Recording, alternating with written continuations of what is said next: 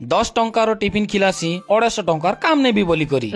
तो हेलो दादा भाई नानी मने केनता अच्छो ई ब्लॉग देखी करी एंजॉय करो। 3 इडियट जाऊछु बाजार के देसी स्टाइल रे मार्केट के भी पहुंची जेसु। पहला तो टिफिन सेंटर के जेसु। टिफिन ने भी बोरा सिंगड़ा जिलापी के साथ साथ पोपड़ी थीसी। पोपड़ी 10-10 टंकार मागी देसी। इडियट 1 इडियट 2 इडियट 3 के भी देखी नियो। टिफिन करी सारला परे मार्केट करसी। पहला तो उइल डाल 2 बिड़ा किणी नेसी। मोर महाजन रो फेवरेट किनी किणी सारला परे देखबा के मिलसी ऑल वेराइटी रो सुखा झुरी आरु बीरी बड़ी के साथ साथ कखारु बड़ी किणु छे बोलु चके ना हमर गाँव रो लोक है किनी मुई आई बोलसी आरु से पाखरु विदाय नेसी। बाजार के तो गोटे राउंड मारी देसी आरु पहुंची जेसी सब्जी वाला पाखे। आलू बैंगन नेबार थीसी तो भल भलटा बाछी करी आलू 1 किलो बैंगन आधा किलो धरी पकासी। मोर जानबारु आजी बाजार ने किछि आइटम सस्ता थिला गोटे के छाणी करी सेटा होचे सजना छुई। आजिर ब्लॉग भी इलो समाप्त करसी। जय जगन्नाथ।